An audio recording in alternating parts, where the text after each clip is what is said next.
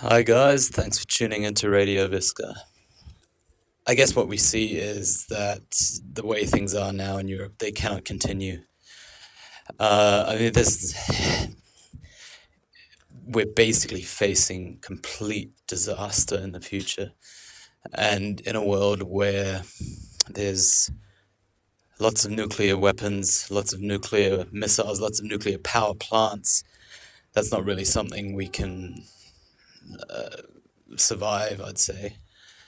So there's a lot of people out there. I mean, there's various views on where this thing's going to go in Europe, where the West is heading.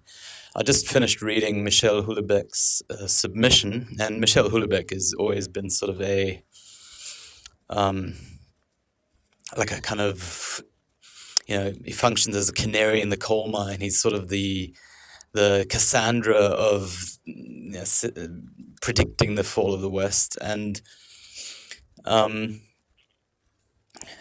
yeah, the book did definitely make an impression on me.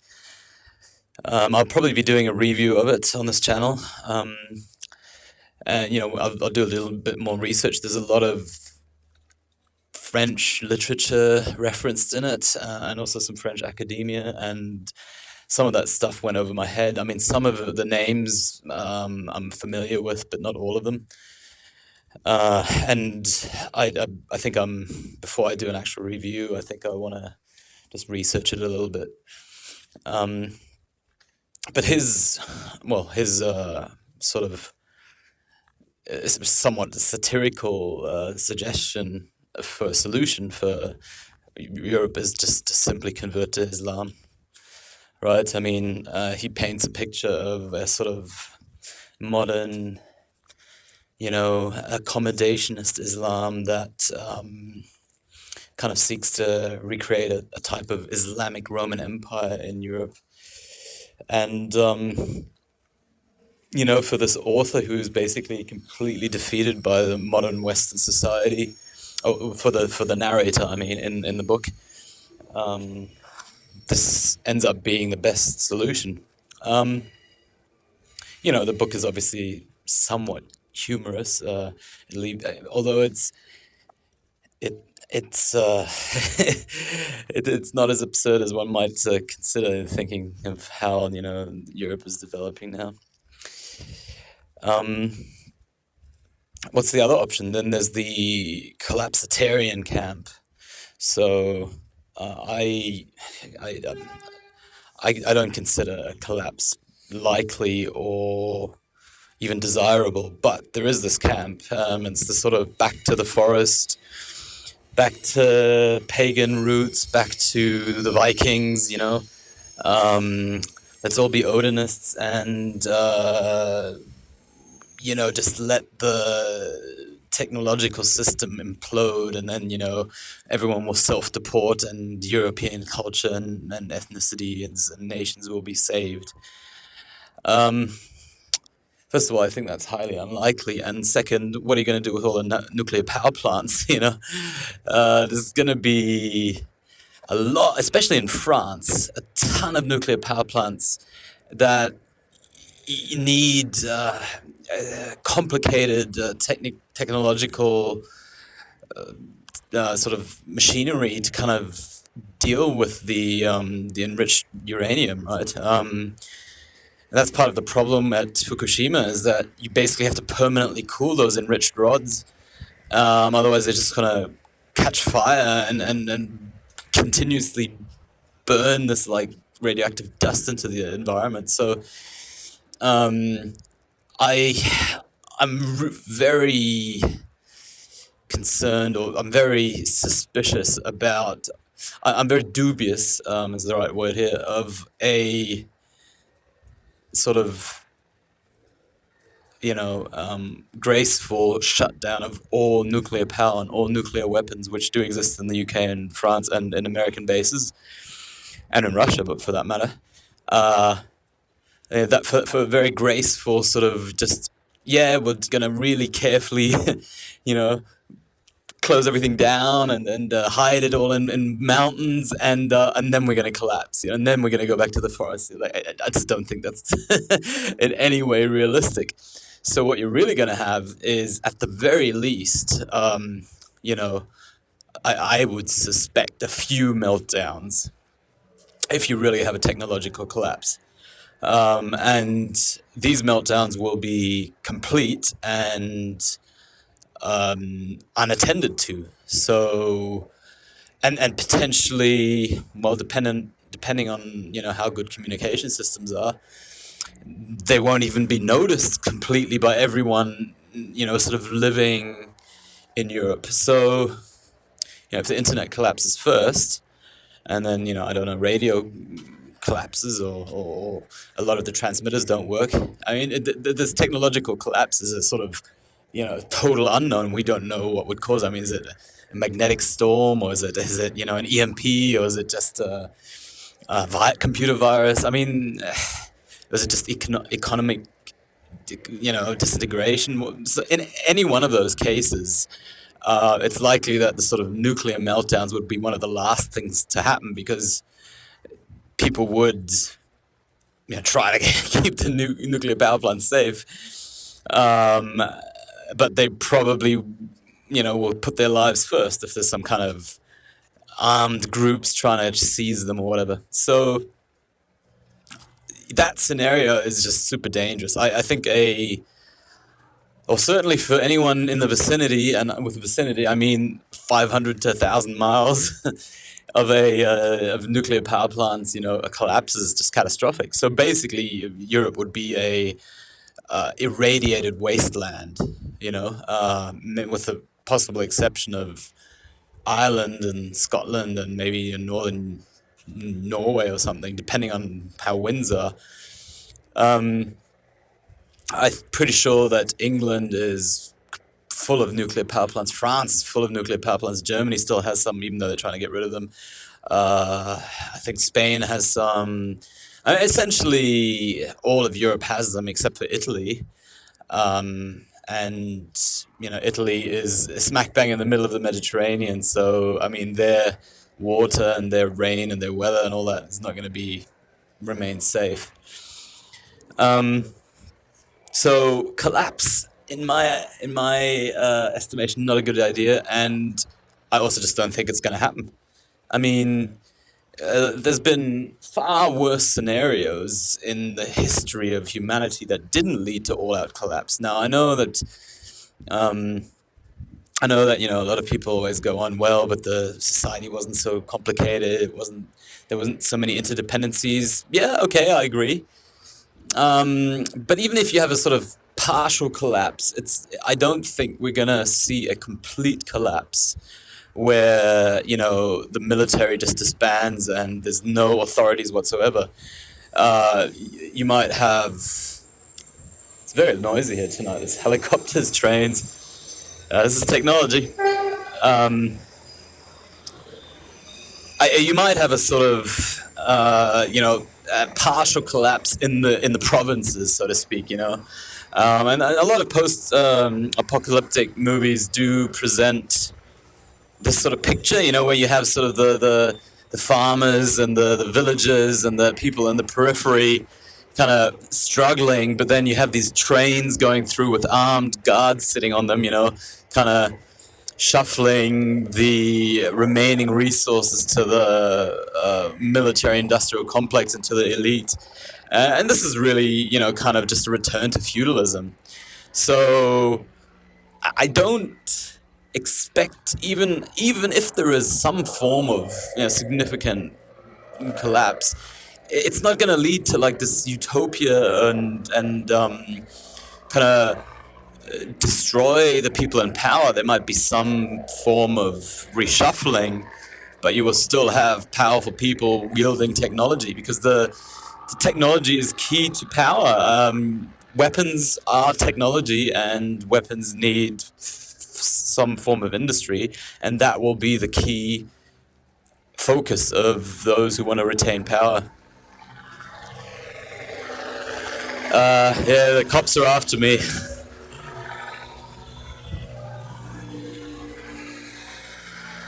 I think it is actually a police helicopter, yeah. So, So the collapse scenario is just, with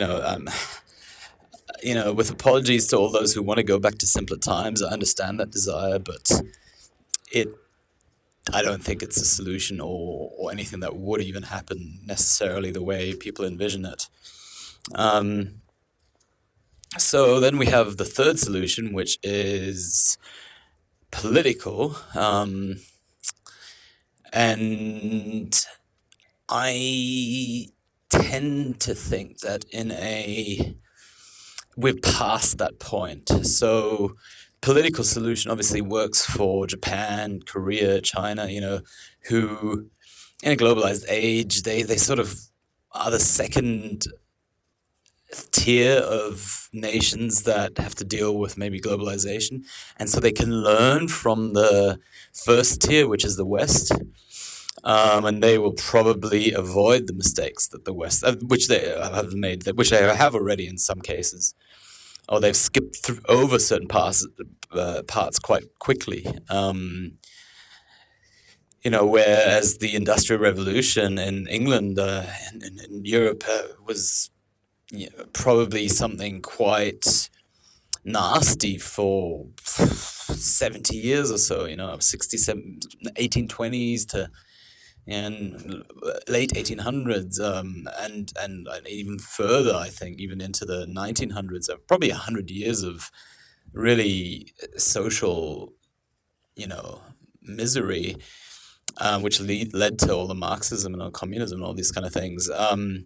In China, I think they're sort of trying to leapfrog through that. I think that people are still exploited fairly hardcore in China, but I don't know if it's going to take them 100 years, to kind of move past that. We'll see. And this is just pure speculation. But in terms of the political solution in Europe, gosh, I mean, it's too late. There's even if every single European and somehow magically voted to, reject the EU and care about their ethnicity and their nation, and sort of retain their cultural and ethnic identity, which is just totally unrealistic. People won't. I mean, just look at how materialistic people are and how basically indoctrinated with this American propaganda, really, right? And not just American.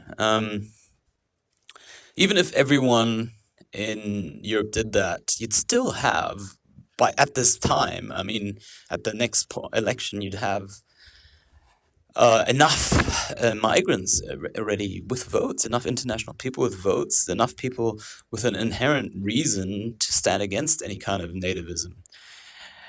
I believe the statistics are always a few years behind, and I also think the statistics are fudged. So, I mean, just go into any city in Europe and ask yourself, are these migrants 5% of the population? I don't think so. So, really, what you'd have is you'd especially if there was a sort of sense of, we're being kicked out, or we're being, discriminated against, or we're being,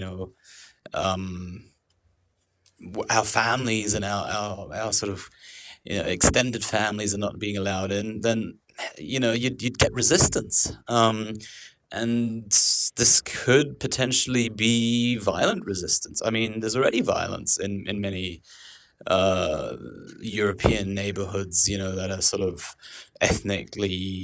with ethnic tensions. What do you think is going to happen to all these, unemployed Arab youth in the banlieue or in Luton when, the majority of the population starts voting to, maybe reject them, or, kind of keep their sort of nation's immigrant free, or reject further immigration? I mean, it's they at the very minimum they would take that as a okay, our numbers are not going to continue growing, and we have been sort of shut out from the mainstream society. We feel unwanted. Uh, I would say that the antagonism would just go through the roof. So, despite apart from the fact that this is a completely unrealistic scenario at the polls or in the mainstream discourse, considering how socialist and egalitarian and humanist and liberal, kind of liberal or modern neoliberal people are in Europe, or many people are. Even if we forget about that, it's still a recipe for civil war, really. So, the question remains: is there any other way out of this? Is there any other way to sort of manage this? Is the only solution just accepting continuous, essentially displacement by foreign cultures? Is that the only solution Europe has? Is it just the only thing that Europe can do is throw its arms up and give up? Is that all that Sweden can do? Is that all that do Swedes just have to accept that they're eventually going to be a minority? And with eventually, I mean in 15 years. Or in 10 years. I mean, in some cities, it's already now. Do they just have to accept that, right? Is that just the way of the world? So first off, I think it doesn't revolutionary movements and sort of radical kind of resistance movements do not need a majority in the population. I mean, any kind of the Muslim Brotherhood in Egypt wasn't really the overwhelming majority. I mean, the even the PLO wasn't the majority of the Palestinians. The Marxists weren't the majority of Russians. The Nazis weren't the majority of Germans. So in any revolutionary scenario, in any kind of political upheaval, one needs a certain number of people, but one doesn't need to be in the majority. So that's sort of white pill number one. After all those black pills, then the second thing to remember is that we have a bit of a precedent for this. I mean, this is not completely new territory for Europe. We just have to remember Spain 1,000 years ago or 500 years ago, and Sicily, and the Balkan, Serbia, Bosnia, Kosovo, Albania, etc. So really what happened in the Balkan, I mean, generally what happened in Turkish-occupied lands or in Islamic-occupied lands was, and I mean, I don't know the exact history, but if you look at the sort of end result as well, you have some areas there now, like Bosnia or Kosovo or Albania, that seem to be Muslim dominated, and then you have others where that really isn't the case at all, like Serbia or Croatia or Greece even, or Macedonia. Although Macedonia, I think there's a sort of shifting balance there with Albanians. So, that was a sort of, is that a desirable scenario? Do we need to have sort of a balkanization of Europe? Well, I think I'm going to argue that it's just unavoidable. I think it's what's going to happen. You will at some point I think what's really going to happen is that you're going to have Islamic majorities in certain electoral districts all across Europe.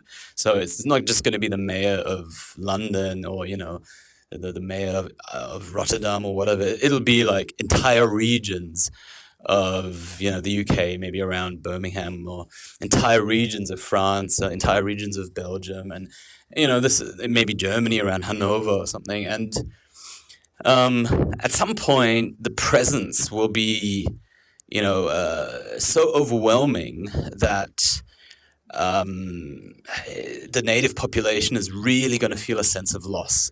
Like, it's not just going to be academic anymore. It's going to be a sort of overwhelmingly in-your-face reality that nobody can deny anymore. To deny it will be like literally like 2 + 2 is 5 in 1984, which, as we know, took a fair bit of torture to get Winston Smith to believe. So at that point, I think secessionist movements, I mean, we're already seeing that now, but I think then they're going to take on a real reality, and I have real overwhelming support in certain areas. Now, what's this going to mean? I mean, people are going to be emotionally shocked, really, to for example, lose London. Like, the English or the French might, in some way, and this is I mean, the elite will not want to give up. The elite will try to be accommodationist. But for anyone from the countryside visiting London or Paris or Brussels, there'll be this sense of complete loss of one's own capital. And I put this time at probably 20 years from now. And this could be fast, it could be slower. It could actually just be 15 years from now. And it depends on what happens. If there's some form of, you could have some really nasty riots where, with some really graphic cases of, I don't know, gang rape, or you could have some sort of, radical sort of Salafi group going around and beheading people, and not just a few soldiers, but it might be sort of 20, 30, 40 people. It might be a sort of a neighborhood of Paris that they can't kind of contain without real sort of military, insurgency type counterinsurgency tactics. I mean, as soon as you see something like that, a sort of like a Ramallah, like the Tikrit Baghdad scenario, and it doesn't have to be, with houses blowing up or with full-on machine gun battles, but just the sort of house-to-house searching and gunshots and that kind of thing. As soon as you have something like that, where the state is seriously challenged, and where maybe also the population is sort of on the side of the insurgents, like because of the imbalance in demographics, then there will be significant amounts of people leaving those cities to move elsewhere. I mean, I think that's already happening. I think there is already a sort of secondary migration of Europeans. So you have the sort of the economic welfare migrants, from all over the third world, pushing into Europe, and as a result, you have a secondary domino effect of certain types of Europeans leaving Europe or moving elsewhere in Europe. And I think some of the targets at the moment are still probably London and Berlin, maybe Copenhagen. But obviously the bigger targets are North America and Oceania, New Zealand, Australia. So, especially for Italians and French and Spanish, I think this is increasingly becoming a sort of an option, or I thought. Even for Swedes, I can tell you right now, there's a lot of Swedes where I live, and I don't currently live in Europe. I used to live in Europe last year and for most of my life, but currently I don't any longer live in Europe. And gosh, it pains me, and I might want to go back. But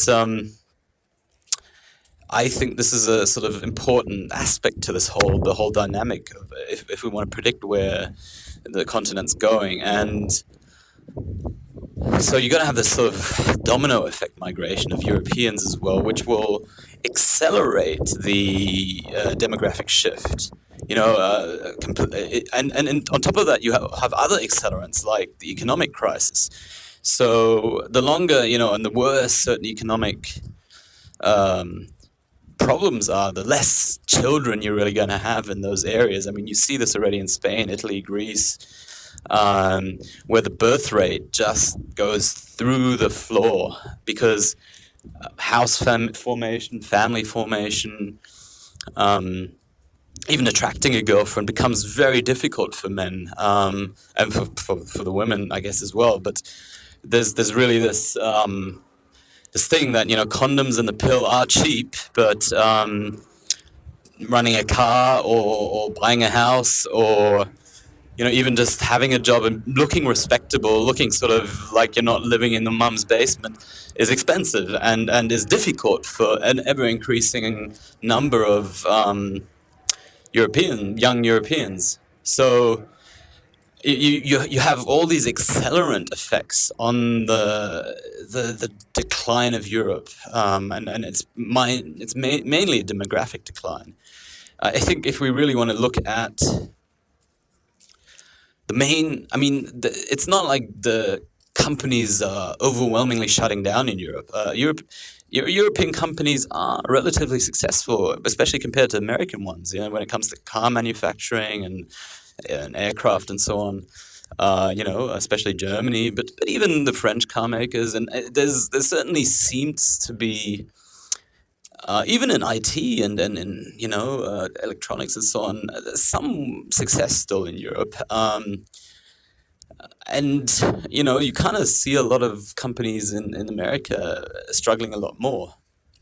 So I think the number one decline, and we've got to leave aside Greece, obviously, and Portugal and so on, but in the core of Europe, and to some degree, this is Chinese money, or Indian money. I mean, certainly with the Scandinavian and British car makers, it is. But really, the big problem is the cultural and demographic and just human decline in Europe, and that's accelerating. So I think I've probably waffled on here long enough.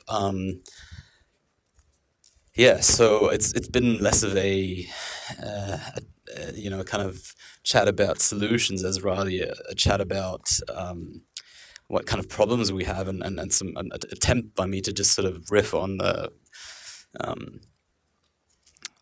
on the potential future outcomes for Europe. And I guess I haven't really gotten anywhere in terms of thinking of that alternate option on solution and that balkanization.